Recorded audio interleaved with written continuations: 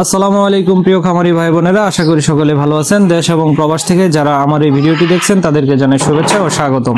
আজকে আমরা এসেছি জামালপুর সদর উপজেলার ৫ নং ইটাইল ইউনিয়নে রায়তা এগ্রোতে রাসেল ভাইয়ের খামারে। তো প্রিয় দর্শক, আমরা রায়তা এগ্রোর আরো 2টা খামারের ভিডিও আপনাদেরকে দেখিয়েছি।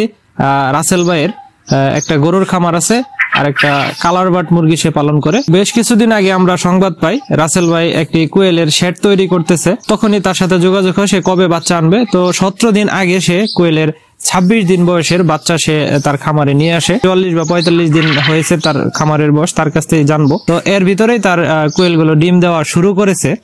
তো ভাইয়ের সাথে পরিচিত হব। ভাইকে অনেকেই চিনেন। আসসালামু আলাইকুম রাসেল ভাই। ওয়ালাইকুম আসসালাম ভাই, কেমন আছেন? আছি আলহামদুলিল্লাহ ভালো।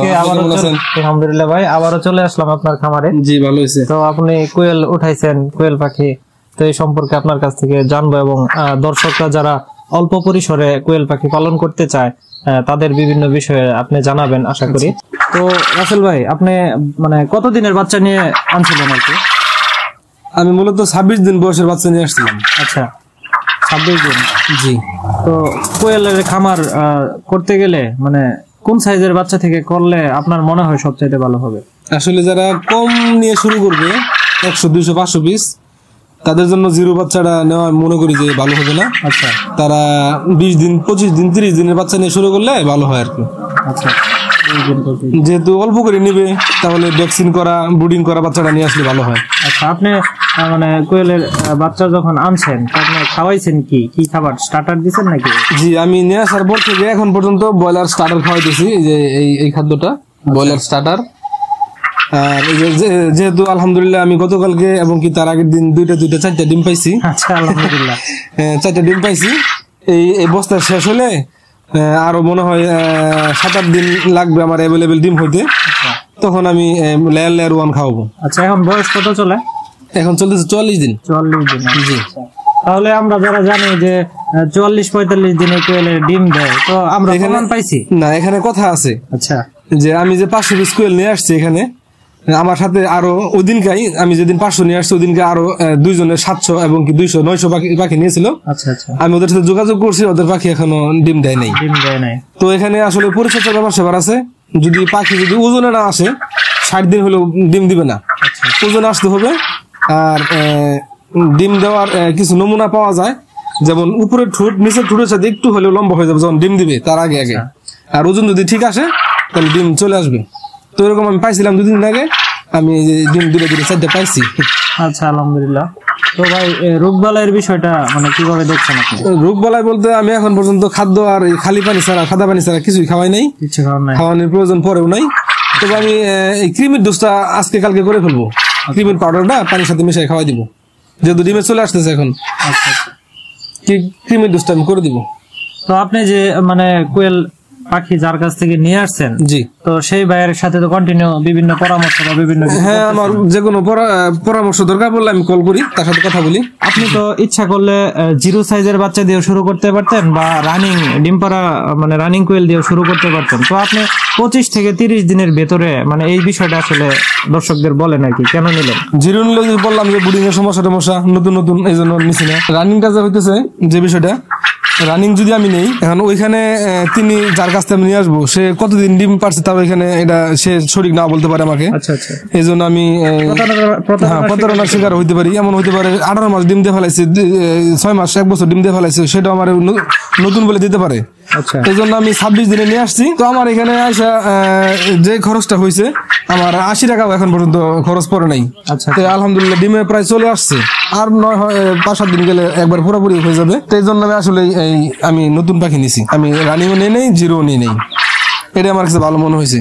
নতুন যারা করবে অল্প দিয়ে, তাদের জন্য ওই রানিং এবং কি জিরো বয়সের নেওয়া আসলে ঠিক হবে না। ভাই, পুরুষ মহিলাটা চিহ্নিত মানে কিভাবে করছেন, বা ভাই যার যে খামার থেকে নিয়ে আসছেন সে কিভাবে করে দিছে, বা এখন আপনার পুরুষের পার্সেন্টেজ কেমন আছে? আসলে আমি তো 26 দিনে বাচ্চা নিয়ে আসছিলাম। 26 দিনে ওইরকম পুরোপুরি ভাবে খেয়াল করা যায় না, তবে মোটামুটি ভাবে যে মানে যতটুকু করা যায় আমাকে মারুফ ভাই মানে দেখে বাছাই করে দিছিল, আপনারা ওই ভিডিওতে দেখছিলেন।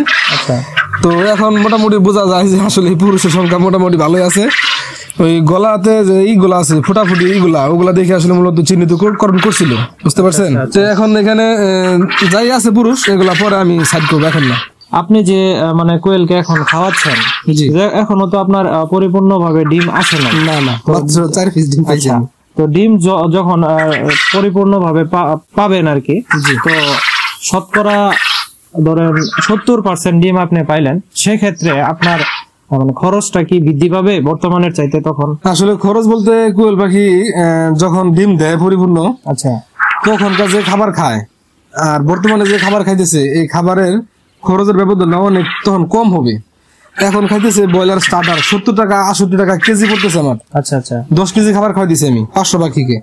আর যখন ডিম দিবে পরিপূর্ণ তখন আমি 10 কেজি খাবারই আমি পাখিকে খাওয়াবো, কিন্তু আমি লেয়ার 1 খাওয়াবো, তখন আমার খরচ পুরো 52 টাকা। তো এতে আমার প্রায় 18 টাকার মতো খরচ কম হবে তখন। জি, এখন আমার একটা পাখির পিছনে 1 টাকা প্রায় 1.5 টাকার মতো খরচ হইতেছে, প্রায় 1.5 টাকা। আর তখন হবে 1 টাকা 10 পয়সা 5 পয়সা।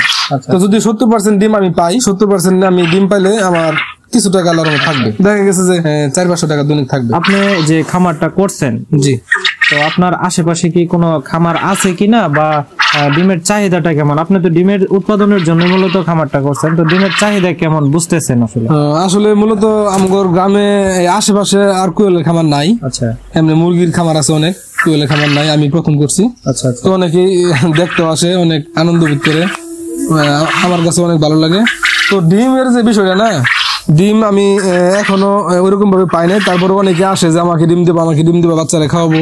কোয়েলের ডিম নাকি অনেক পুষ্টিকর বাচ্চাদের জন্য, বড় মানুষের জন্য, অনেকে আসে ডিম নেওয়ার জন্য। যেমন আমার কালকে একজনে বলছে 10 হালি দেওয়ার জন্য, আমার হইতেছি না, হইলে মনে হয় ডিম বিক্রি করা নিয়ে আমার কোনো ঝামেলা পোহাইতে হবে না, না ঝামেলা হবে না। আর ওই যে যারা বাজারে পিঠা বিক্রি করে, পিঠার পাশাপাশি ডিম সিদ্ধ করে বিক্রি করার জন্য আমার কাছে ওরা চাইতেছে, আমি বলছি আসুক, ডিম প্রোডাকশন আসলে পরে আপনাদের দিব ইনশাআল্লাহ। যেহেতু আশেপাশে নাই, তো এটার একটা মানে থাকতেই পারে। হ্যাঁ, চাহিদা এই জন্য আছে, নাই আশপাশে আর আমগর গ্রামে আর নাই।